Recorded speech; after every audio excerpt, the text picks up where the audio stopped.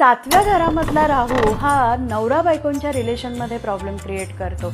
नवरा बायकोंमध्ये वरचेवर भांडणं होणं, घटस्फोटापर्यंत प्रमाणही वाढू शकतं किंवा सेकंड अफेअर ह्या गोष्टीही उद्भवू शकतात. आठव्या घरामधला राहू हा घरातील शापित दोषही दाखवतो.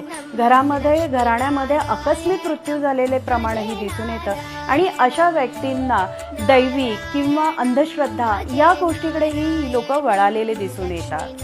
नवव्या घरामधला राहू हा आध्यात्मिकेकडे जेवढा कल आहे तेवढाच आधुनिकता जेवढी त्यांच्यामध्ये दिसून येते तेवढाच ते अंधश्रद्धेकडे वळालेले दिसतात आणि या अंधश्रद्धेमुळे ते त्यांच्याच पायावर धोंडा मारून घेतात. 10व्या घरातला राहू हा व्यवसायामध्ये, तुमच्या कामामध्ये तुम्हाला सक्सेसही देऊ शकतो, पण ते चुकीच्या निर्णयामुळे तुम्ही अडकू शकता.